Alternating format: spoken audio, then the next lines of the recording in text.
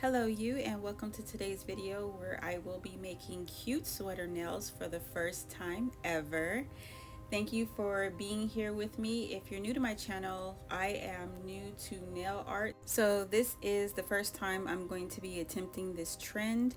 And even though I realized I did not have any clear acrylic powder, I am just going to make do with what I have in order to get the design that I'm looking for. So what I've done already is etched the nail with 91% alcohol. Then I went in with a base coat. Then I went in with my first color, which is more of a tan color.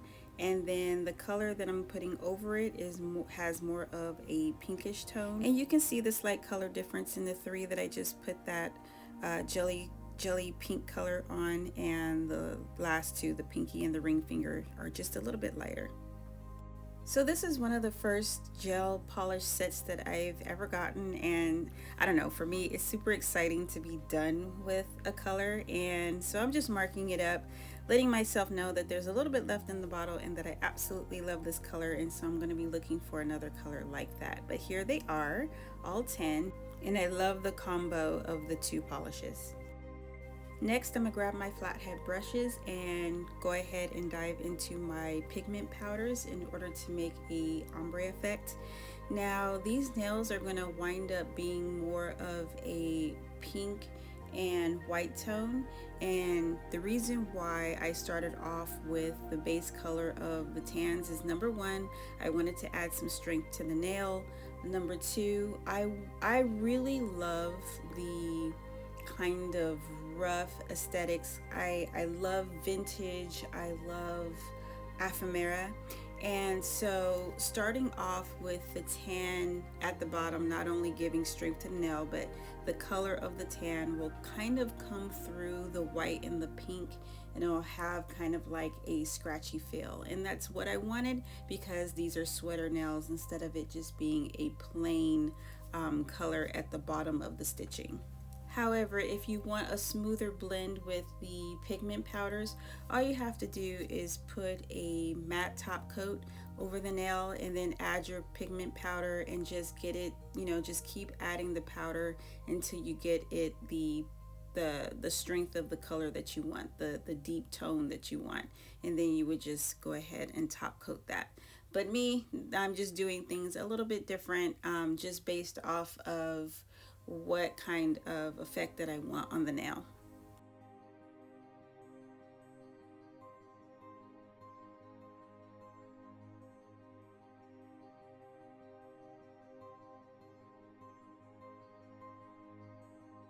Here is where we're at so far, and these are super cute just as is. Next, I'm going to go ahead and top coat. Now, because I'm using pigment powders, I don't want to get any kind of pigment dust into my polish bottle, so I'm going to go ahead and use a disposable brush to add on the top coat. It's so satisfying when something plays out in your head and you're able to do it in real life. I love how the pink and the white are really just kind of subtle because of that tan underneath. Next, I'm going to go ahead and add a aura type pigment powder over it. It's not chrome, it leaves more of an aura effect, so it has all the colors in it. Now, because it does leave a more purpley shine to it, I am going to wind up using my 91% alcohol and kind of rubbing off that top layer of the I'll call it ivory chrome powder, and then it'll just leave more of a pinkish shine to the nail instead of more of that purpley finish. And I only knew that it did this because I like to experiment a lot.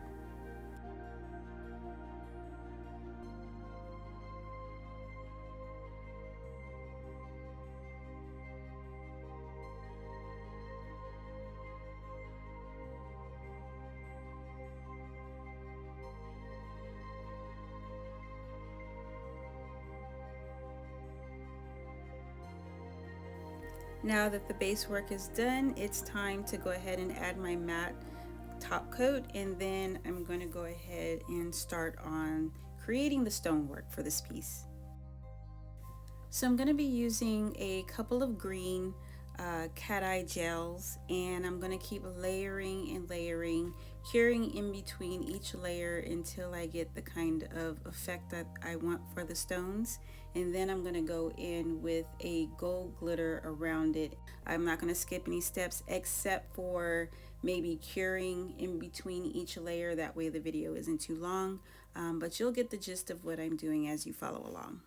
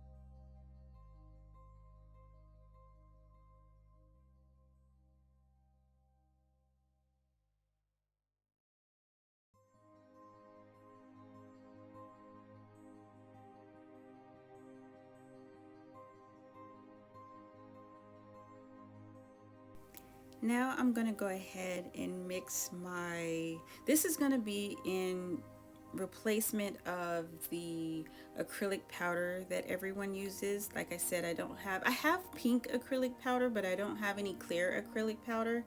So I'm going to make up my own by using regular pink gel polish that matches the pink tones of the nails. And then I'm going to add in this glittery, another aura type glitter. It's really fine glitter, not that big chunky glitter. And then I'm just going to add top coat to it to make sure that, you know, my brush is able to pick it up. And honestly, it came out really good. It's nice and chunky. It is easy to use, even though it doesn't, like, it looks so chunky and thick. It doesn't look like the thin liner brush was going to be able to pick it up, but it does.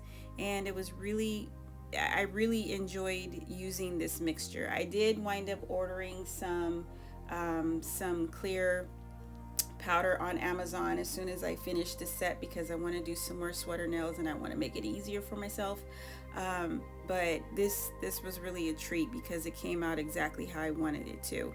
One might say, well, you could have just used the pink gel polish and did your lines and then dumped the glitter powder over it. But I didn't want the stitching to look super glittery. You know how you have those sweaters and the glitter is within the stitching, and that's what I wanted the effect to look like on these nails, and it came out perfect.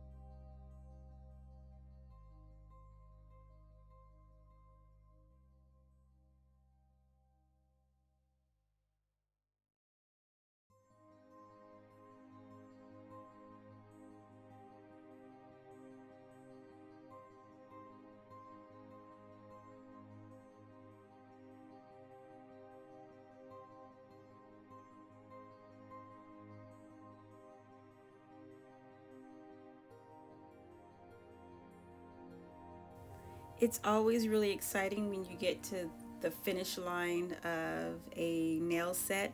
So I'm going to go ahead and add some more depth and raise the stones so they're not so flat with my 3D gel.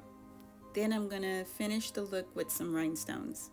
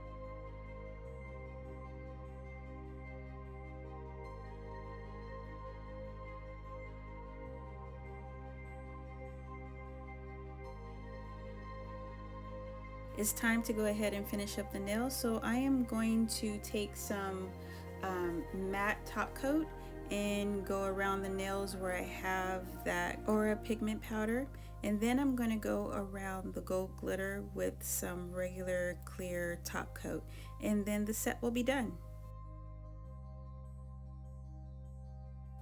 So a couple of videos back, I did mention that I was going to be selling my artwork on nails, and so I decided to go ahead and order a model.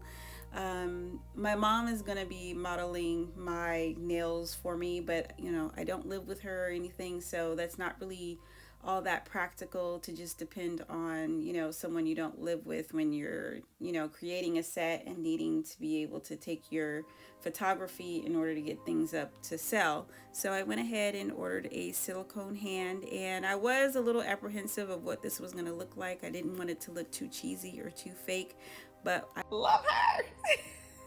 She's so everything right now. Pictures sell your shit. So if you don't have good photography, like, you can do what you want on a video. People like raw, unfiltered. I'm raw, unfiltered, not a single thing of lipstick. I probably got crud in my eyes. I'm tired. I haven't even showered yet. But when you're selling stuff, like, your pictures got to be on point. I actually have 2 silicone feet because I used to be a reseller. I still have some inventory. I'll probably donate it to not Goodwill, not Salvation Army, but like a woman's, particularly like a woman's shelter, not where they're just coming and going, but where people are actually trying to get them back on their feet, get them in the job force and stuff like that, because that's what my fashion was mostly geared to. But anyways, I'm not new to the idea of having silicone as a plan of attack, but I'm just so excited about this hand is because it really looks like my mom's hand. And I get to tell my husband that he doesn't have to model for me. I think I was like, if she ain't around, homeboy, you gonna model these nails for me? He was like, what the hell? He was like, okay. We'll be married 21 years in a week. Our anniversary is coming up, and that's how you keep a marriage strong. You gotta be there for each other, even when you looking at your partner's side eye like, what? So anyways, I just wanted to share my excitement over this little doohickey here. I think it's so fantastic. I'll have the link below. No, I'm not affiliated with anybody, but whenever I'm excited about something, you know, I'll let y'all know. So now I'm gonna get a second hand because I was about to put these on, thinking I was gonna put these on a second hand so I can have, you know, the hands crossed for a thumbnail. But I ain't got a second hand, but that's about to change. Yo, these came out super pretty. Every time I start a nail set, I have no clue what I'm doing and then I get scared sort of in the middle of it all and stressed out, and then by the time it's all done, it's absolutely super cute. So I don't know, I'm enjoying myself. So now that this set is complete, I'm going to go ahead and just take a few pictures, a little bit of video, and then I'm going to package these up. These nails were not created for me. I didn't do these for myself, but after looking at them, I am definitely going to create some for myself, and I'm probably going to use more purple or blue tones, just because that's the colors that I love to wear. But these came out so cute. They are for my mother, and when I gave them to her that evening, she absolutely loved them. They went into her nail book. But yeah, look at the pores on that hand though. That hand is so good. I cannot wait to start taking product pictures a little bit down the line. Not this week, but when I do, I will go ahead and record the process and, you know, post that up here. But here they are again, and I have the kind of paper that mimics sweater, and I think it's so cute. So instead of just a white background, I decided to pop these nails on the sweater background before putting them in the box, and look how handsome it looks with a different type of background instead of just white. Okay loves, thanks for watching, and I'll see you on the next one.